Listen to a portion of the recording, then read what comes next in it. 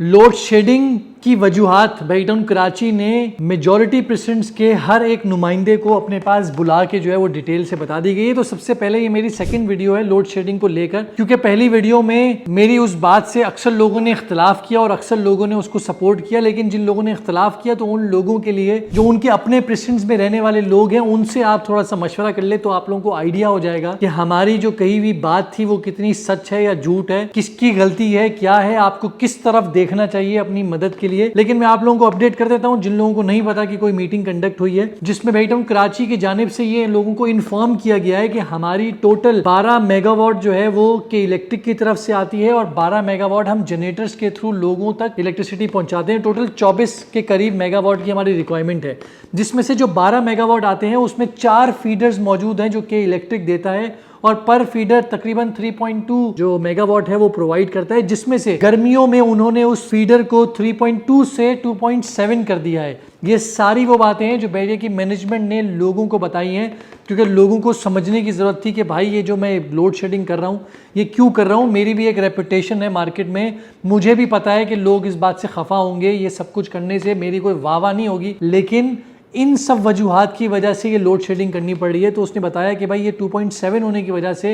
Shortfall आया और उस शॉर्टफॉल की वजह से हमारे जनरेटर्स के ऊपर जो हम इलेक्ट्रिसिटी दे रहे थे वो तो ऑलरेडी जारी था, लेकिन उस शॉर्टफॉल की वजह से हमें जो है वो लोड शेडिंग करनी पड़ी। इनिशियली उनका तो कहना यह था कि हमें ऐसा लग रहा था शायद हमें 5-6 घंटे तक जाना पड़ जाए, लेकिन हमें अपनी रेपुटेशन प्यारी थी। हमने जो लोगों से पैसे ले रहे हैं, जो हम इलेक्ट्रिसिटी प्रोवाइड कर रहे हैं, उसकी बेसिस के ऊपर हमने उसको 1 घंटा डिसाइड करके हमने लोड शेडिंग दी। ये टेम्प्रेरी बेसिस के ऊपर ही है,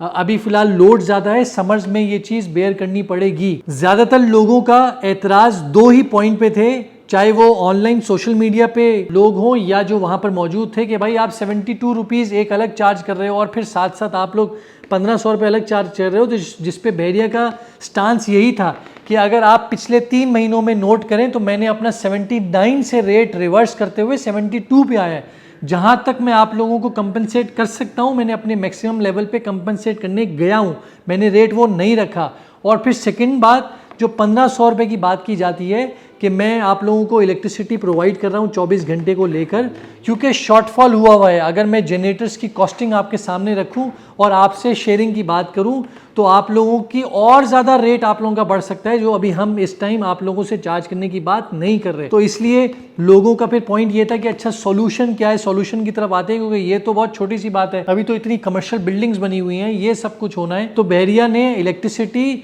का जो प्रेसिडेंट 4 में बना हुआ है उसको ऑन करने के लिए वो बातचीत हो रही है, वो उसको ऑन करना है कि इलेक्ट्रिक से मजीद इलेक्ट्रिसिटी लेने की बात हो रही है। तो इन सब बातों में बैरिया जानबूझ के इलेक्ट्रिसिटी का शॉर्टफॉल पैदा नहीं कर रहा, ये अपनी कोई बचत नहीं कर रहा कि आपसे करोड़ों पे जमा करके कह रहा है चलो करोड़ों तो मैं अपना प्रॉफिट रख लेता हूँ, लोगों को इलेक्ट्रिसिटी प्रोवाइड नहीं करता। वो जानबूझ के इस तरह की हरकत नहीं कर रहा, बैकएंड पे ये इश्यूज हैं जिसकी वजह से ये हो रहा है। तो फिलहाल बैरिया ने कहा है कि जो मेरे अलग अलग एरियाज़ की ऐसी लाइट्स हैं, एवेन्यू की लाइट्स हैं जो कि किसी काम की नहीं है, मैं उसकी लाइट्स बंद कर देता हूँ। मैं स्पोर्ट्स सिटी विला तक की लाइट्स बंद नहीं कर सकता, क्योंकि मेन जिना एवेन्यू का जो पोर्शन है लोग वहाँ से गुजरते हैं, तो मुझे उसका भी ख्याल करना है। जो लोग अक्सर कहते हैं कि भाई बंद कर दो वो वाली लाइट्स, तो आप स्टार्टिंग में रहते हैं, सामने वाला बंदा स्पोर्ट्स सिटी में रहता है, 31 में रहता है, उसको गुजरने के रास्ते में अंधेरा मिलेगा, तो वो मुनासिब नहीं है कि उसको अंधेरे वाली रास्ते से गुजरना पड़े। तो फिलहाल बैरिया कोशिश कर रहे हैं इन सब चीज़ों को देखने के लिए। अगर आप अभी भी तसल्ली बख्श नहीं है तो अपने ग्रुप्स में जाकर उस बंदे से कांटेक्ट करने की कोशिश करें जिसकी मुलाकात हुई है,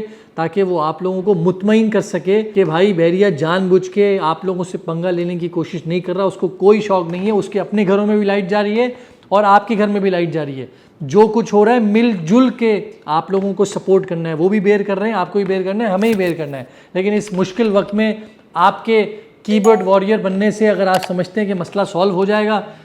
तो जाइए, हम आपका इंतज़ार करेंगे कि आपकी वजह से अगर मसला सॉल्व हो जाता है तो हमें कोई मसला नहीं है। अपना ख्याल रखिए, खुदा हाफिज़।